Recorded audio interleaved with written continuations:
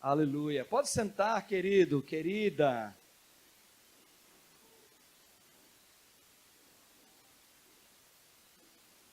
Boa noite. Paz do Senhor Jesus. Vocês estão bem? Depois eu vou pedir um vaso ungido. Consiga um pouquinho de água para mim aqui, um copinho. Porque a gente está pregando desde terça-feira. Terça, quarta, quinta, ontem, hoje. Depois saio daqui, vou para Simões Filho. E a garganta está dando uma falhada. Eu vou tirar o mapa mundi aqui, tá?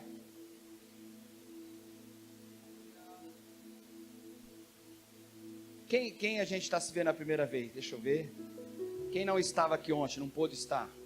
Deixa eu dar um tchau aí, dá um tchau. Puxa vida, muito prazer, viu? Que prazer estar com vocês. Quem a gente já se viu desde ontem aí, dos outros anos? Olha que povo legal. Puxa, que bacana, que bom, que bom. Mas eu quero repartir com você a palavra de Deus. Trago um abraço de São Paulo para você. E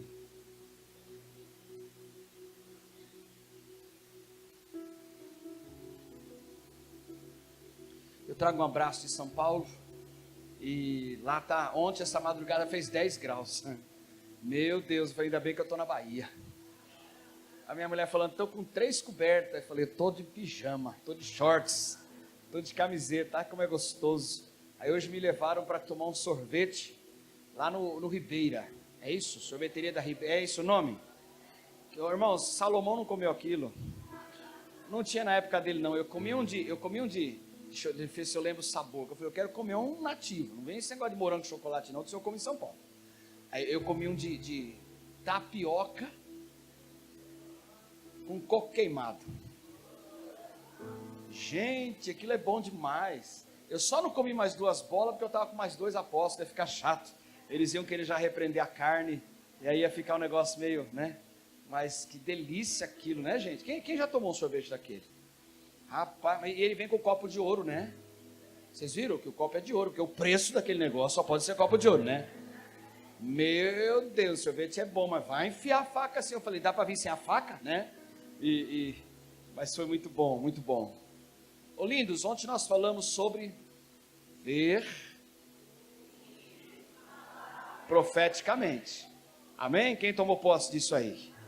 Nesses dias nós precisamos resgatar e reaprender a nos mover no ver, ouvir e falar. Amém? Hoje eu quero rapidamente bater um papo com você a respeito da importância do meu chamado, do teu chamado. Nesses dias as lutas e as dificuldades têm feito algumas pessoas esquecerem do seu chamado. Eu fui chamado por Deus. E você, por estar aqui hoje, num sábado, com calor de 30 graus, numa cidade linda dessa, você poderia estar num shopping, num calçadão, numa praia, em algum lugar, e você está numa conferência. Eu quero que você saiba que você está fazendo isso, não é porque você é cristão e crente, é porque você foi chamado por Deus. E eu quero compartilhar com você um texto muito conhecido, lá no livro de Juízes. Eu vou falar de um personagem que a gente conhece, com certeza você já pregou, o teu pastor já pregou. Juízes capítulo 6.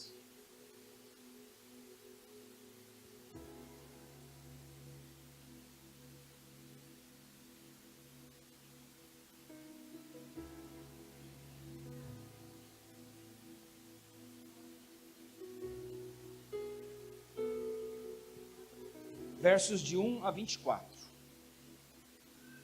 Isso aqui que eu vou te passar é um seminário apostólico e profético que a gente faz em 3 dias. Mas eu só quero dar alguns flashes para você de algo que Deus um dia ministrou no meu coração, e eu tive que passar por essa experiência que Gideão passou. Quem conhece aqui a história de Gideão? Acho que você já ouviu pregação, você já compartilhou na célula com certeza, teu pastor já pregou, mas eu queria repartir algumas verdades com você. O que está acontecendo nessa passagem que eu vou ler com você. Permissão para molhar a garganta.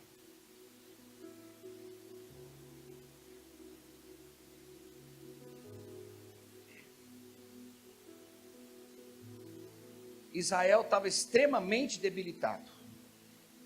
É uma fase de que Israel, devido à idolatria, devido à desobediência, quando Deus começava a abençoar o povo já se desviava, já se misturava, já levantava falsos deuses, e com isso o povo ficava muito debilitado, porque as nações inimigas invadiam Israel. E essa fase aqui de Gideão, é uma fase que nós vamos ler no texto, o povo de Deus estava extremamente debilitado. E tudo aquilo que eles produziam, de tempos em tempos, o inimigo vinha e roubava.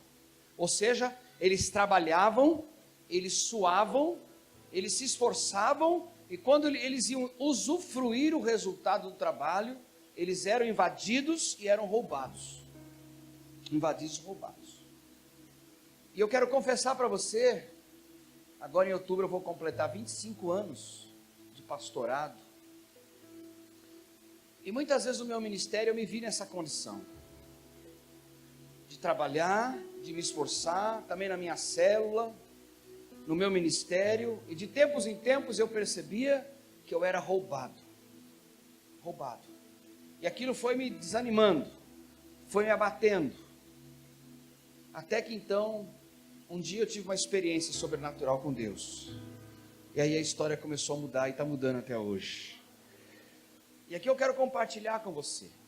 Gideão recebeu um chamado de Deus. Porque toda vez que o povo se debilitava demais, o povo clamava a Deus. E é assim até hoje, viu gente?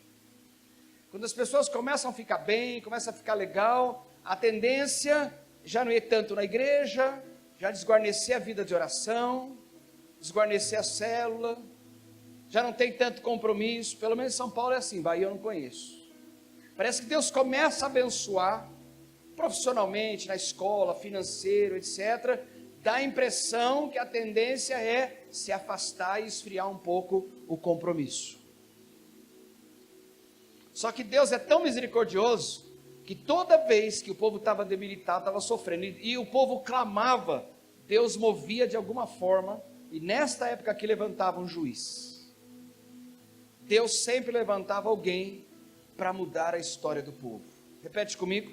Deus sempre levanta alguém, Ele sempre chama alguém para transformar uma realidade.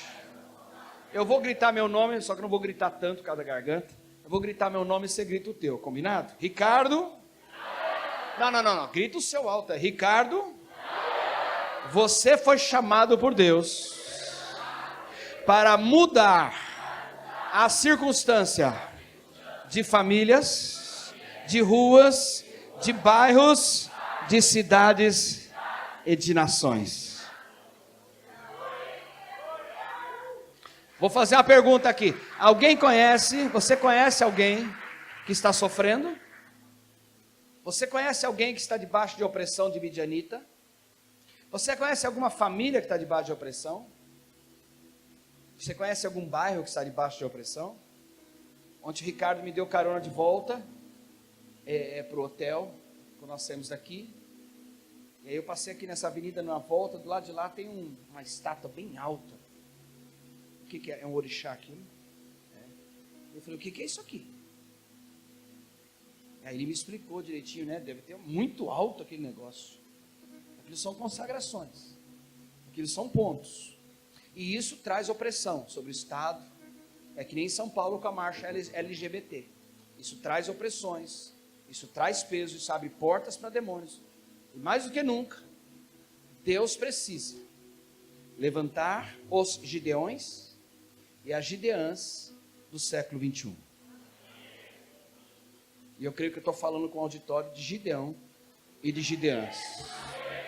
Levanta a mão direita para o vizinho e fala assim: eu estou crendo que essa palavra é para mim. Eu quero ser um Gideão do Senhor. Amém? E Gideão, querido, teve que passar por uma escola. Porque Gideão, embora sendo chamado, sendo escolhido, ele não conhecia a Deus. Gideão, ele estava tão sofrido, tão abatido, que ele teve que passar por algumas experiências com Deus. Então é muito gostoso falar, meu irmão, você se vê como um Gideão, aleluia! Primeira coisa que a gente faz. Mas nós precisamos passar pela escola de Gideão. Senão nós não vamos ter como libertar o povo. E eu quero ser um Gideão para a minha geração. Eu quero ser um Gideão. Eu quero ser alguém que Deus pode enviar para a Bahia, para Recife, para o Acre, para a Bahia, para Minas, para onde Ele quiser, para o Rio. Onde Ele quiser. Eu quero ser um Gideão para trazer a glória de Deus de volta.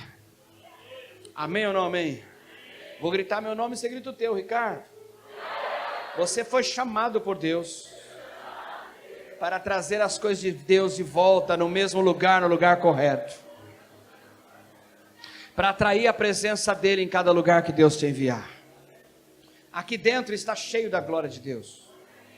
Eu cheguei agora há pouco ali com o irmão Bruno, com o Gileno, e eu me ajoelhei ali no cantinho, ali atrás, fiquei orando, aquela atmosfera gostosa, não é? Mas quando a gente sai daqui e vai lá para o campo, não é essa atmosfera. Nós seremos atacados por midianitas, é ou não é? E é lá que nós temos que conhecer o Deus de Gideão. Vamos ler o texto aqui em Juízes, capítulo 6. Serão 24 versículos. Então eu vou ler, você vai acompanhando comigo. Depois eu quero comentar alguns pontos. Pode ser? Então vamos lá. Fizeram os filhos de Israel o que era mal perante o Senhor. Por isso o Senhor os entregou nas mãos dos midianitas por 7 anos. Prevalecendo o domínio dos midianitas sobre Israel, fizeram estes para si, por causa dos midianitas, as covas que estão nos montes, e as cavernas e as fortificações. Porque cada vez que Israel semeava, presta atenção em cada detalhe, eles faziam covas, eles faziam cavernas e covas nos montes. Vai pegando aí que eu vou te falar bem rápido sobre a escola de Gideão. Porque cada vez que Israel semeava, os midianitas e os amalequitas, como também os povos do Oriente, subiam contra ele. E contra ele se acampavam, destruindo os produtos da terra até a vizinhança de Gaza, e não deixavam em Israel sustento algum, nem ovelhas, nem bois e nem jumentos. Pois subiam com seus gados e tendas e vinham como gafanhotos, em tanta multidão que não se podiam contar, nem a eles nem a seus camelos, e entravam na terra para a destruir. Assim, Israel ficou muito debilitado com a presença dos midianitas. Então, os filhos de Israel clamavam ao Senhor. Tendo os filhos de Israel clamado ao Senhor por causa dos midianitas, o Senhor lhes enviou um profeta e que lhes disse: assim diz o Senhor Deus de Israel: eu é que vos fiz subir do Egito, e vos tirei da casa da servidão, e vos livrei da mão dos egípcios, e da mão de todos quantos vos oprimiam. E eu os expulsei de diante de vós, e vos dei a sua terra. E disse: eu sou o Senhor, vosso Deus. Não temais os deuses dos amorreus, em cuja terra habitais. Contudo, não destes ouvidos à minha voz. Verso 11. Aqui tem um cenário. Aqui o povo clama. Aí Deus levanta um profeta. Amém, gente? Agora, a partir do verso 11, vai começar um chamado de Gideão. Então, veio o anjo do Senhor e assentou-se debaixo do carvalho que está em Ofra, que pertencia a Joás, a Bisrita. E Gideão, seu filho, estava malhando o trigo no lagar, para o pôr a salvo dos midianitas. Então, o anjo do Senhor lhe apareceu e lhe disse: o Senhor é contigo, homem valente. Respondeu-lhe Gideão: ai, Senhor meu, se o Senhor é conosco, por que nos sobreveio tudo isso? E o que é feito de todas as suas maravilhas, que nossos pais nos contaram, dizendo: não nos fez o Senhor subir do Egito? Porém agora, o Senhor nos desamparou e nos entregou nas mãos dos midianitas. Então se virou o Senhor para ele e disse: vai nessa tua força, e livre Israel da mão dos midianitas. Porventura não te enviei eu? E ele lhe disse: ai, Senhor meu, com que livrarei Israel? Eis que a minha família é a mais pobre em Manassés, e eu, o menor da casa de meu pai. Tornou-lhe o Senhor: já que eu estou contigo, ferirás os midianitas como se fosse um só homem. Até o verso 16 é o chamado de Gideão. A partir do 17, Gideão vai responder ao chamado. Estamos juntos, gente? Todo mundo acordado ainda ou não? Gideão respondeu, verso 17: se agora achei mercê diante dos teus olhos, dá-me um sinal de que és tu, Senhor, que me falas. Rogo-te que daqui não te apartes até que eu volte e traga a minha oferta e a deponha perante ti. Respondeu ele: esperarei até que voltes. Entrou Gideão e preparou um cabrito e bolos asmos de um éfa de farinha. A carne ele pôs num cesto e o caldo numa panela, e trouxe-lhe até debaixo do carvalho e lhe o apresentou. Verso 20: porém o anjo de Deus lhe disse: toma a carne e os bolos asmos, põe-nos sobre esta penha e derrama-lhe por cima o caldo, e assim o fez. Estendeu o anjo do Senhor a ponta do cajado que trazia na mão, e tocou a carne e os bolos asmos. Então subiu fogo da penha e consumiu a carne e os bolos, e o anjo do Senhor desapareceu de sua presença. Viu Gideão que era o anjo do Senhor e disse: ai de mim, Senhor Deus, pois vi o anjo do Senhor face a face. Porém o Senhor lhe disse: paz seja contigo, não temas, não morrerás. Então Gideão edificou ali um altar ao Senhor, e lhe chamou de O Senhor é Paz. Ainda até o dia de hoje está o altar em Ofra, que pertence aos Abiesritas. Estamos juntos? Pessoal, tem um cenário aqui de morte. O povo está debilitado. Israel teve que fazer algo. Repete para o seu vizinho assim: Israel, no monte, teve que cavar cavernas, abrir caverna em monte. Eu vou gritar meu nome, você grita o teu, Ricardo. Sabe o que significa monte para o povo de Israel? Lugar de adoração. Mas a opressão dos midianitas fez com que o povo de Deus, no lugar que era para ter adoração, foi transformado em caverna e em lugar de morte.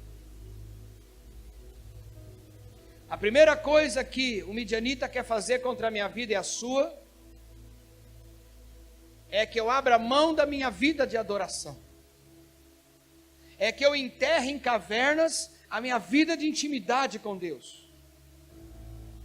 O que o inimigo quer para a minha vida e para a sua nesses dias, é que a gente, debaixo de toda opressão e preocupações e lutas que nós vivemos, ele quer que ao invés de nós entrarmos e ir para o monte para ter intimidade com Deus, ele quer que a gente abra covas. Covas é lugar de morte, caverna é lugar de morte. Quando Elias entrou numa caverna, ele queria a morte, ele estava fugindo de Deus. Caverna, cova, não é o meu lugar e não é o seu lugar. Eu vou repetir para ver se você começa a tomar posse. Cova, morte, não tem nada a ver com a minha vida e com a sua vida. E Gideão está ali, o que ele está fazendo, gente? Está malhando o trigo. Ele está trabalhando no campo. E eles iam trabalhando e fazendo o que, querido? Trabalhando e abrindo cova no monte. Para quê? Para tentar esconder um pouco de alimento dos midianitas quando eles invadissem. Então eles trabalhavam, mas na verdade era na tentativa de não ser roubado. Você já trabalhou alguma vez? Fala, eu vou trabalhar, mas eu vou tentar cercar para ver se eu não perco. Eu vou tentar para ver se eu não escapa pela mão. Alguém já viveu isso? Eu já vivi muito. Você se torna escravo do medo. Você se torna escravo da mentalidade de morte. E tudo que semeava estava tão debilitado. Tudo que eles semeavam, os midianitas roubavam. Esse é o cenário que eu quero que você entenda. Esse é o cenário que eu quero que você entenda. Como foi que Gideão foi chamado? Gideão foi chamado num ambiente de cova. Ele era um homem que trabalhava. Imagina aqui, ó, malhando trigo, ó. Imagina comigo, ó, malhando trigo ali, mexendo com o trigo, mexendo. E aí, para um pouquinho aqui, vamos abrir uma cova, vamos abrir caverna para a gente tentar esconder. Vamos tentar esconder. Por quê? Porque são os midianitas roubam. Aquela insegurança, aquele medo. Alguém além de mim aqui já fluiu em ministério com medo? Com insegurança alguma vez? Eu já. É ruim demais. Parece que o diabo quer te roubar a qualquer momento. Parece que a gente fica inseguro em qualquer momento. Não é assim, gente?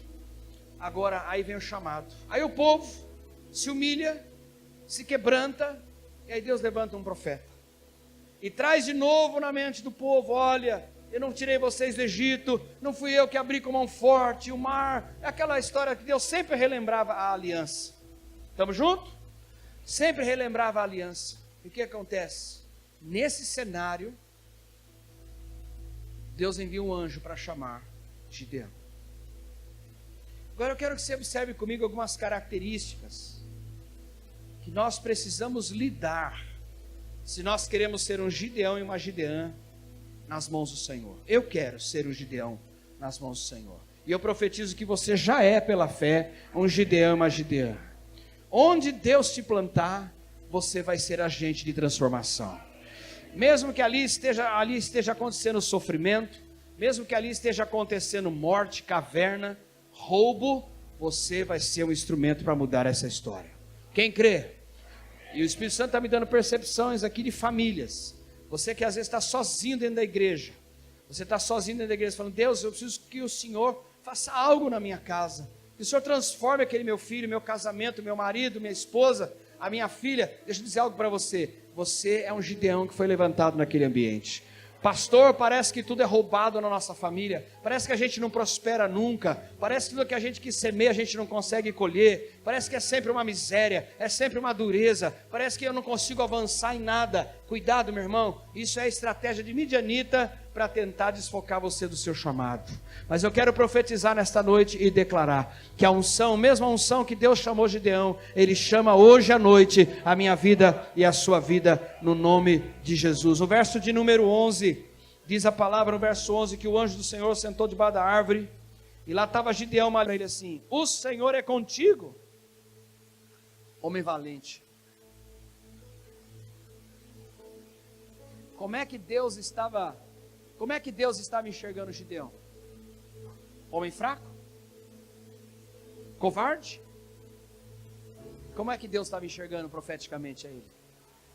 O Senhor é contigo, homem valente. Fala para o teu vizinho aí: Deus te enxerga profeticamente. O Senhor é contigo, e Ele vê que você é homem valente, mulher valente. Essa palavra valente, ela está atrelada, é homem que encara a guerra. É homem e mulher que encara a batalha, a guerra. Posso usar uma linguagem mais nossa: é aquele que vai para cima. Vai para cima. Vou repetir. Deus, no meio do caos, enxerga Gideão profeticamente. Lá na sua casa, no teu escritório, na tua célula, Deus está te enxergando. Mas não por meu mérito e seu, mas por causa daquele que habita dentro de mim, dentro de você.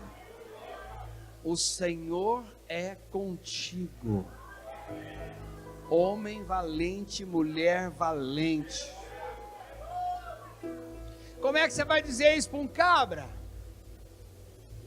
que está malhando trigo, olhando para baixo, abrindo cavernas, esperando a qualquer momento a opressão midianita, a qualquer momento esperando para ser destruído, a qualquer momento sabendo que será invadido e roubado, porque essa era a experiência que ele estava tendo até aquele momento. Como assim? Como Deus pode enxergar? É que Deus não está enxergando esse ponto factual que está aí hoje. Ele está enxergando naquilo que Ele constituiu você através do sangue de Jesus Cristo. O Senhor é contigo, homem valente. E hoje, meu irmão, quem não tiver essa unção da valentia, não vai suportar a pressão dos midianitas. Vão para cima. Fala para o vizinho, vão para cima. Vamos ganhar o mundo para Jesus, meu irmão. Agora, dia 17 de março, nós inauguramos uma escola. A igreja hoje tem um colégio, lá em São Paulo. Uma escola por princípios cristãos. Eu não entendo nada de pedagogia. Deus mandou eu fazer. Eu fui para o Camboja, há 1 ano e meio atrás, lá no Oriente, lá na Ásia. E lá eles ganham os budistas através das escolas, com as crianças. E Jesus começa a curar as crianças. E eles, mas como foi? Buda não pôde curar meu filho? Aí eles falam, mas Jesus pode. E as crianças são curadas de pneumonia, de caroços, um negócio muito louco. E aí eles, através da educação, eles apresentam Jesus para as crianças. E aí os pais, tudo budista, que tem aquelas casinhas, tudo nas casas, na casa deles tem aqueles altares. Eles vêm ver o que está acontecendo. Espera aí, Buda não conseguiu, então tem um poder maior do que Buda? Fala, tem. É Jesus. Mas ele está onde? Apresenta para a gente. Apresento. Amanhã a gente se encontra aqui embaixo dessa árvore. E eles vêm, chega lá e pergunta para os missionários: mas cadê Jesus? Você não ia apresentar ele para a gente? Ele não veio, seu amigo? Falou, aí é que está. E aí com isso eles plantam igreja, que as pessoas se convertem. Eles falam, não, Buda não pôde curar o meu avô que estava lá em casa. Não pôde curar o meu filho. E aí eu fui fazer uma visita nesse trabalho missionário, fiquei lá 18 dias. E quando eu pisei dentro daquela escola, Deus me jogou com a boca no chão, no barro. E eu comecei a chorar, mas não era um choro de emoção. Era um choro embaçado, Juliana. É aquele que você sabe que vem daqui, ó. Aí aquela voz que eu conheço. Lindo o que eles estão fazendo aqui, né? No meio do nada, com pouco recurso. O que você vai fazer na capital? O que você vai fazer em São Paulo? Como é que você vai influenciar a próxima geração de crianças? Eu falei, Senhor, mas como? O Senhor é contigo, homem valente. Até agora não sei como é que nós inauguramos aquela escola. Sem dinheiro, mas com muita fé, com oração. E ela está funcionando. E a delegada de ensino foi lá fazer a supervisão. Ela falou, puxa, se cada bairro tivesse uma escola igual a esta, que ensina os valores de família. Se cada igreja plantasse uma escola para o princípio cristão. Não, pastor, nosso negócio não tem que se envolver com isso. Tem que se envolver com educação, com artes, com economia, com política, com tudo. Mas não chegar lá e se corromper. Tem que ser Gideão. Quem está aí comigo? Depois desse reloaded, pessoas que estão ouvindo aquilo que Deus está falando através da minha boca, vai quebrar algo que estava parado na sua vida. Porque você não acreditava mais em você, mas o Senhor disse, eu estou contigo. Pode avançar naquele projeto que eu coloquei no teu coração há muito tempo. Pode avançar naquele projeto. E toda vez que eu entro lá, dentro da escola, eu choro. E aí eu voltei para a minha igreja local, falei, Deus, como é que é isso, como é que é isso? Eu comecei a olhar a minha membresia, eu tinha no mínimo 15 pedagogas dentro da igreja. Falei, olha os talentos, tudo dentro da igreja. Aí tem uma que há 5 anos atrás eu conversei com ela, hoje ela é líder de célula. Ela falou, estou aposentando agora, no estado, vou só ficar com a escola particular, mas se o senhor quiser, meu irmão, a mulher pegou o planejamento pedagógico, montou para nós, foi fazer o curso de educação para princípios, voltou, ficou tão lindo o projeto, que ela foi convidada, ela é escritora do material didático agora, que fornece para o Brasil todo a educação para princípios cristãos. É desta maneira. É assim, toda glória é para Jesus. Toda glória é para Jesus. Eu fico ouvindo o apóstolo Eduardo, ele até cospe, ele baba em cima de mim, quando ele fala lá da igreja em Portugal, como Deus está movendo. Midianita vai ter o tempo todo, a opressão vai vir o tempo todo, mas eu quero dizer algo para você, aquele que é chamado, ele não olha para si próprio, mas ele olha para aquele que o chamou. Deus não me vê como eu me vejo. Quer ver? Vê o verso seguinte aqui, ó, dá uma olhada.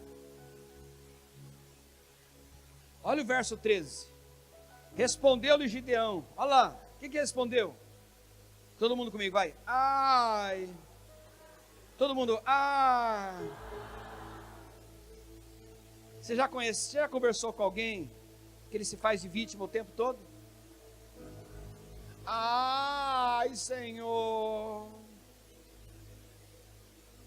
É a boca mole o tempo todo. Ah, é que não tem dinheiro. Ah, é que tem a crise. Ah, é que eu não sei, eu sou simples. Ah, é que eu vou dar-lhe uma bolacha no meio da orelha. Eu não converso com gente de boca mole. Eu converso com gente que fala: o Senhor é contigo, o Senhor é comigo. Ele me vê como um homem valente, Ele me enxerga como um homem valente. Eu não me enxergo, eu sou falho, eu sou fraco, mas é a partir da perspectiva dele. É dele. Imagina ele chamando Pedro lá na praia. Ele já sabia que Pedrão cortava a orelha dos caras com a espada. Ele já sabia que Pedro estava fora de tempo. Pedro foi chamado, já era mais idoso. Ele já era bem maduro, não foi chamado menino. Ele já sabia que o Pedrão ia negar. Falou: mas eu vou fazer você pescador de homens. É o trabalhar dele na minha vida e na tua. Olha aqui Gideão aqui, eu gosto desse cara, eu aprendo com ele. Que eu muitas vezes fui boca mole. Mas eu sei que sou só eu, você não. Respondeu-lhe Gideão: ai, Senhor meu, se o Senhor é comigo, por que nos sobreveio tudo isso? Ainda está culpando Deus. Você conhece alguém que culpa Deus? Em São Paulo tem alguns. Aqui na Bahia eu tenho certeza que não. Deus, por que o Senhor deixou tal coisa acontecer? Deus, por que não sei o que? Deus. O povo não buscava, o povo se misturava, o povo não levava Deus a sério, o povo buscava idolatria, pois a culpa é de Deus. Agora esse aqui para mim é mais grave, no verso 13. E o que é feito de todas as suas maravilhas que nossos pais nos contaram, dizendo: não nos fez o Senhor subir do Egito? Porém agora o Senhor nos desamparou e nos entregou nas mãos dos midianitas. Irmãos, o Gideão não só era um cara negativo devido ao sofrimento, e eu entendo, porque eu já fui negativo também. Eu já dei muitos ais na minha vida. Dei, muitos ais. Também já questionei a Deus, uma série de lutas que eu passei. Depois a gente vai ganhando maturidade e vai entendendo algumas coisas. Mas o mais sério aqui, ele dizendo assim: aonde está o Deus de maravilhas que os nossos pais nos contaram? O que é isso, irmão?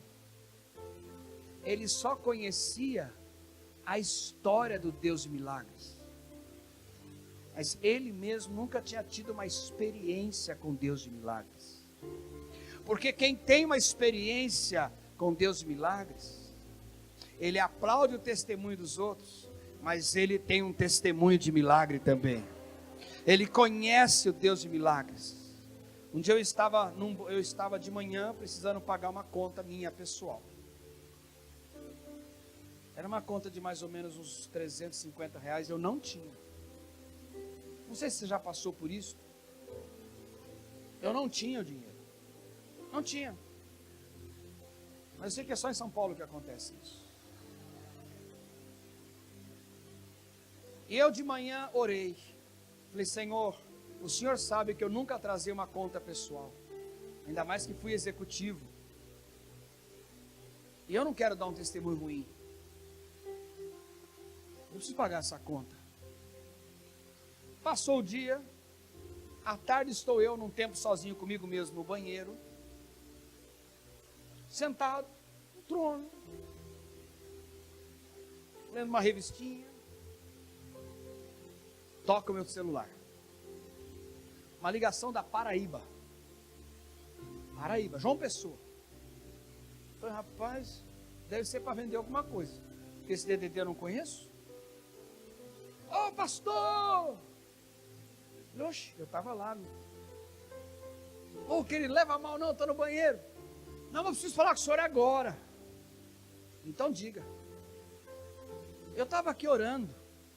Eu estou aqui na Paraíba. É João Rosendo. Ô João, já tinha mudado fazia 5 anos. Foi minha ovelha, fiz casamento dele. Estava aqui orando. O senhor não vai acreditar. Eu falei, o que, irmão? Deus mandou ele mandar uma oferta.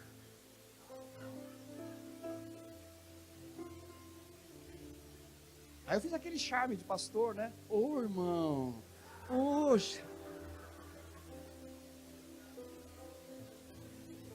Eu orei de manhã, falei, Deus, o senhor foi? Ele falou assim, é só para você parar de ser Zé Mané e saber que aquele que te chama é aquele que cuida de você, é aquele que sustenta você, e é só você aclamar a mim, porque eu sou teu pai, e eu estou vendo cada detalhe da sua vida, sou eu que te chamei. Eu falei, meu irmão, eu não vou dar uma de falso espiritual não, orei de manhã, assim, e ele falou que o valor é tanto, era o valor da minha conta, pois até um pouquinho mais deu para tomar um sorvete, aleluia.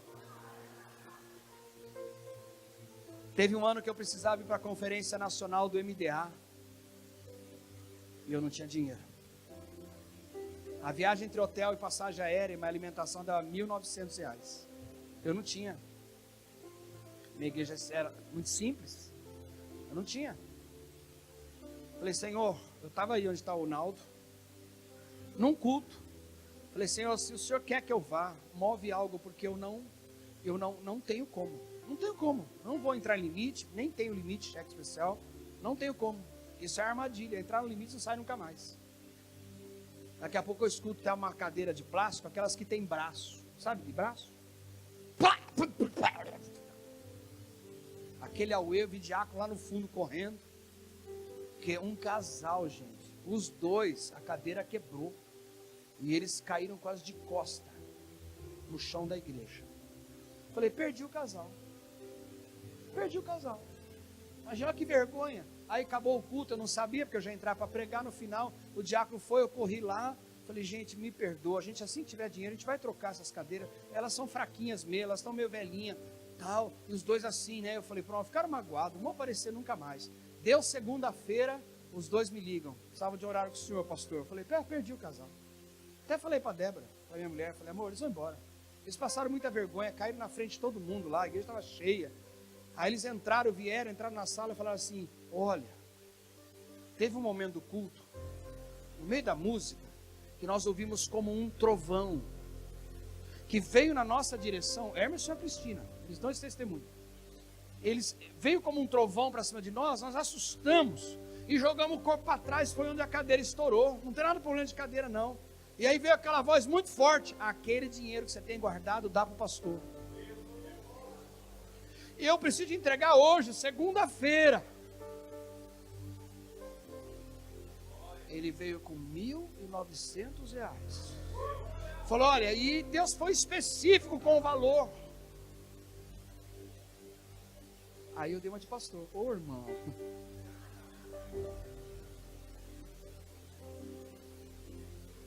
Eu estou te dando exemplo financeiro, mas podia dar exemplo de caroço, de carro quebrado. Eu podia dizer, meu Deus do céu. Por quê? Porque eu não quero aplaudir o seu testemunho. Teu testemunho vai me edificar. Mas eu não quero saber a história do Deus de milagres porque alguém contou. Eu quero experiência com Deus de milagres. Levanta a mão direita para esse vizinho aí, ó. Essa pessoa fala assim, ó. A partir de hoje, experimente o Deus de milagres. Experimenta. Experimenta.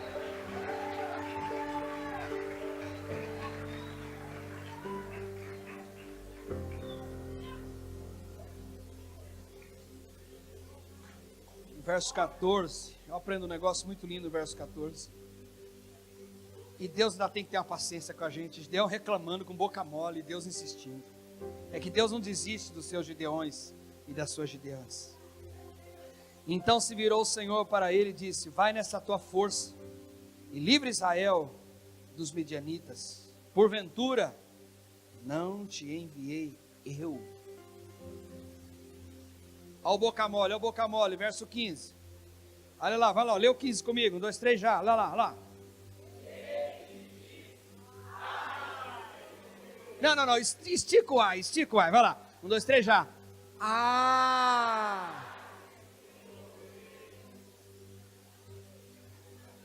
Boca mole, irmão. Se faz de vítima. É o coitadinho o tempo todo. Ei, vamos sair desse negócio? A pessoa entorta até o pezinho para dentro.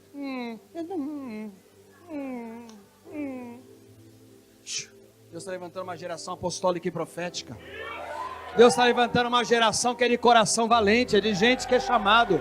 Sai dessa vitimização aí, sai desse negócio aí. Começa a clamar o Deus de Israel. Eu te enviei, sou eu que te enviei. Ei, não foi você que decidiu ir, não. Sou eu que te enviei. Para com esse negócio. Eu não sei, pastor. Eu não sei se o senhor me envia. Eu estou meio inseguro. Ei, Gideão, o Senhor é contigo, é Ele que te envia. É Ele que te enxerga pela fé, meu irmão. É só soltar. Solta e fala: usa aqui o vaso. É um vaso de barro. É de barro. Esse vaso aqui tem trincas, esse vaso aqui tem medos. Mas é o teu poder se aperfeiçoa na minha fraqueza. Estamos juntos ou não estamos juntos? Deixa eu botar os olhos, só não escuto direito.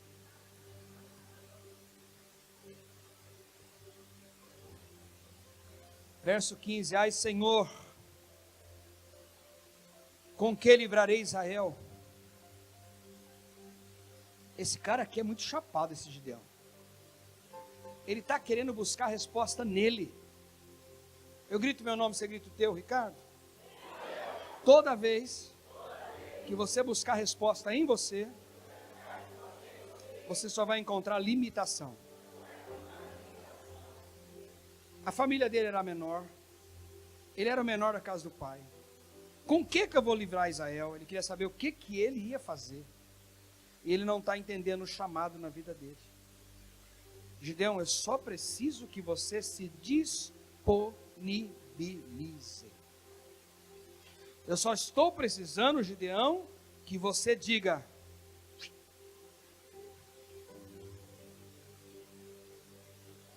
envia-me a mim. Porque se você for para a perspectiva humana, você vai ver falha no pastor, no líder, no teu cônjuge. Todos nós temos fraquezas, irmãos. Todo mundo. Agora, o que a gente é rápido para criticar e julgar? Aquilo que é natural. Por que tem gente que às vezes não reconhece a autoridade pastoral, apostólica, etc.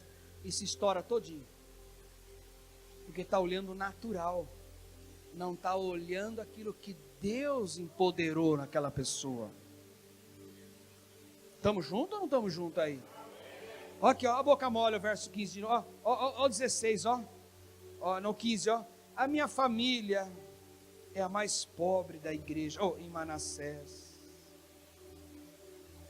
e eu sou menorzinho da casa de meu pai.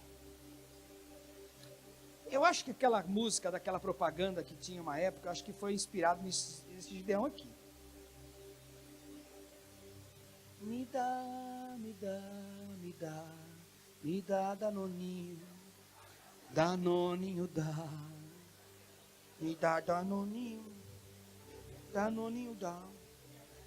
Faz uma oraçãozinha por mim, faz uma oração por mim.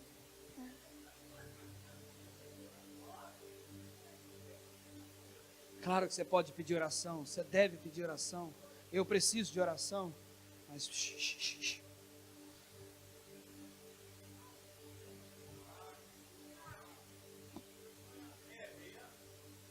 Enche esse peito aí, vamos.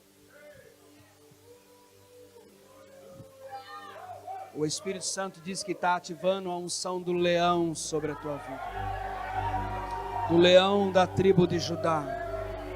O leão da tribo de Judá.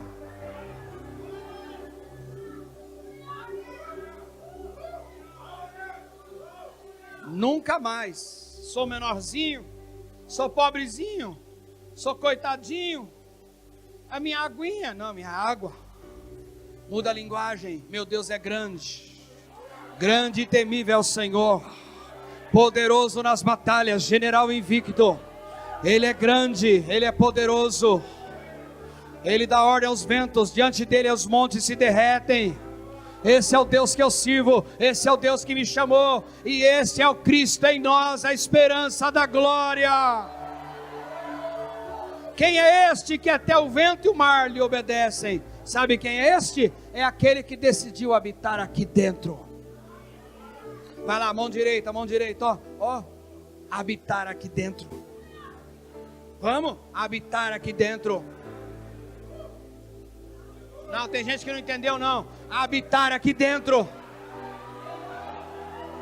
É o leão que habita aí. É águia, é leão. Não é um fraco, não é um perdido. Não é um coitadinho, não é um vitimizado.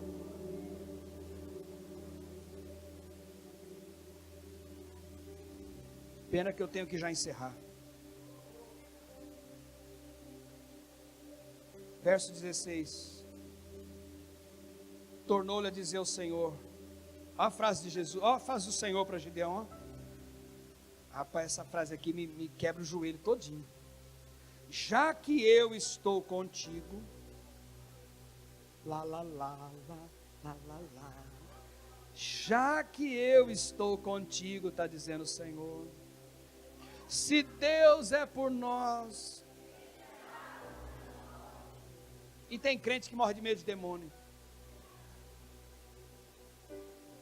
Ai, pastor, eu não sei, pastor.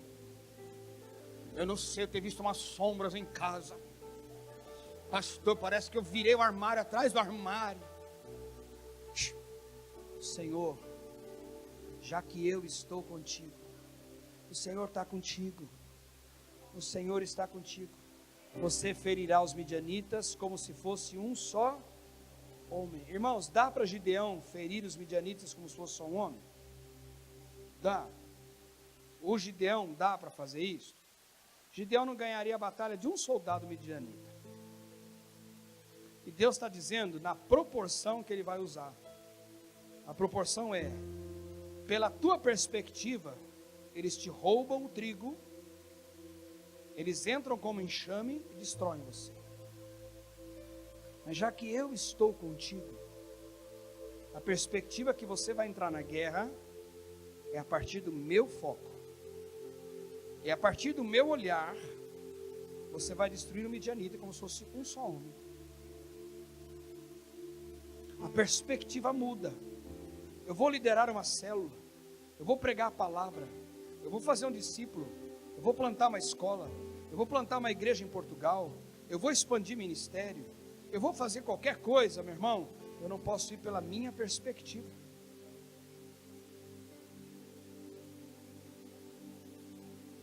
Deus, como assim destruir os midianitas como se fosse só um homem? É uma excelente pergunta que eu não tenho resposta. Sabe por quê? Porque esta é obra de Deus. E nós estamos tentando entender a Deus. Desista. Eu estou há 25 anos pastoreando igreja. Eu desisto de tentar entender como Deus se move. Eu sempre quero estar aberto. Faz conforme o Senhor quer. E as coisas vão acontecendo. Deus vai fazendo. Eu só tenho que me disponibilizar. Amém? E agora eu vou para a conclusão da mensagem. Do verso 17 ao 24, Gideão vai ter que dar algumas respostas para Deus agora. Primeira resposta que ele diz para Deus, como agora ele entendeu que era Deus falando com ele, ele fala, então espera um pouquinho. Aguarda aqui, que eu vou lá dentro buscar uma oferta.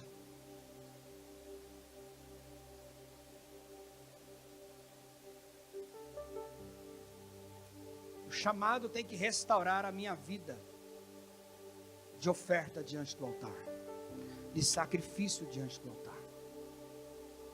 Mas espera aí, e os midianitas? O que ele estava guardando? Ele não quis nem saber. Espere aqui, que eu vou ali fazer uma oferta. Eu vou preparar algo para entregar ao Senhor. A primeira coisa, querido, no meu chamado e no teu, quando nós saímos daqueles ai, e entendemos que Deus quer nos usar, é: restaure o altar de oferta ao Senhor. Eu não estou falando aqui de dinheiro somente, embora esteja incluído, mas volte ao teu tempo de quebrantamento, volte ao teu tempo de quarto fechado, volte ao teu tempo de jejuns prolongados, volte ao teu tempo do voto com Deus, volte ao teu tempo da busca, volte ao teu tempo de a coisa mais importante. Como a corça suspira pelas águas, você vai suspirar pela presença de Deus, você vai desejar a presença de Deus. E ele não sabia como lidar. Por quê? Porque ele só conhecia a Deus, irmão, porque os pais contaram. Ele fala: peraí, me contaram? O Senhor é um Deus que tem que ser adorado, tem que ser ofertado, então espera um pouquinho. Ele entra lá dentro, ele pega o pão, pega o bolo, pega o caldo, pega a carne, e ele prepara tudo com muito carinho ali, etc. E ele corre e coloca tudo em cima de uma pedra e fala: tô te entregando. O que o anjo faz? Não é assim, Gideão, que funciona com Deus. As coisas com Deus têm que ser debaixo de ordem espiritual. Coloca o bolo aqui, põe a carne aqui, derrama o caldo direitinho. É do jeito que Deus quer, não é do jeito que eu quero entregar. Levanta a mão para o vizinho e fala assim: não é do jeito que você quer fazer, é do jeito que Deus vai te orientar para fazer. Isso é chamado, meu irmão. Não é mais do jeito que eu quero, é do jeito que Ele quer. E aí diz que ele organizou, o anjo foi orientando, diz que pegou um cajado, tocou a ponta do cajado, saiu fogo daquele negócio, queimou aquele sacrifício e subiu incenso para o Senhor. Então o chamado, nós temos que aprender a voltar a se relacionar com Deus. Estamos juntos ou não? A segunda coisa, nosso chamado, que eu vejo aqui em Gideão, está no verso 22. Viu Gideão que era o anjo do Senhor e disse: o que ele disse? Ai de mim, esse ai agora é da boca mole? Esse ai agora é de um desespero, de um homem que reconhece a santidade do Senhor. Esse mesmo ai é o de Isaías 6, quando Isaías grita: ai de mim, porque eu vi o Senhor. Que ai que é esse? É um ai de reconhecer que tudo que está acontecendo na minha vida é a tua, é apesar da nossa fraqueza, é apesar das falhas que a gente comete o tempo todo, é apesar das pisadas na bola que a gente tem feito. O Senhor quer se relacionar com a gente através do sangue de Jesus Cristo. Tem alguém aí comigo ou não? Ai, Senhor, ele ficou desesperado. Ai, Senhor, ai de mim, Senhor, pois eu vi o anjo do Senhor face a face. Verso 23. Porém o Senhor lhe disse o quê? Paz seja contigo, não tenha mais medo, você não vai morrer. Veja que a coisa muda aqui. Até o sacrifício do cajado era um anjo. Tocou, ele se relacionou, subiu o incenso, agora não é mais anjo. Agora é mudada a tradução para Senhor. Agora é um relacionamento com Deus que está aberto para Gideão. Estamos juntos? É meu Deus mesmo, a palavra de Deus é terrível. Verso 24. Então Gideão edificou ali um altar ao Senhor, e lhe deu o nome de: o Senhor é a paz. E até o dia de hoje em altar em Ofra, que pertence aos abiezritas. O Senhor é Shalom. é paz.